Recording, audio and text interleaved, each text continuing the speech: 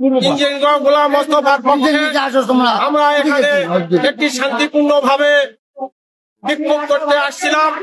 এই বারিকের সন্ত্রাসীরা আমার অতর্কিত ভাবে রাস্তা ফেলে আমাকে মারধর করা হয়েছে।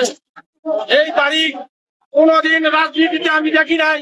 আমি ছোট থেকে আমি ছাত্র দল করেছি, যুব দল করেছি, বিএনপি করেছি। এই 17-18 বছর থেকে তাকে আমি কোনো মাঠে দেখি নাই। আমি আজকে আমরা শান্তিপূর্ণ ভাবে বিক্ষোভ করতে এসে যে আমি যে নির্যাতন হলাম, আমি তারেক জিয়া এবং খালেদা জিয়ার কাছে আমি আকুল আবেদন করি, আমি এর বিচার চাই। মনোনয়ন পেয়েছে কালাইখারসা লাখেলপুরের আমাদের বিখ্যাত এক নেতা ডিসি বারিশাল। এই ডিসি বারিশাল আমাদের একজন কাছের লোক এবং আমরা বলতে চাই সৎ অনেস্ট সে মন্ত্রী হওয়ার যোগ্যতা রাখে এবং আমরা একই অবস্থান নিয়ে দাঁড়িয়ে আছি।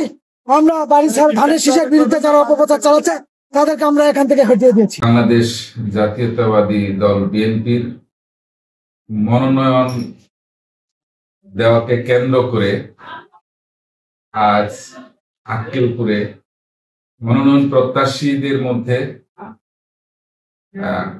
ধাওয়া পাল্টা ধাওয়ার ঘটনা ঘটেছে। পুলিশ এলাকায় মোতায়েন ছিল।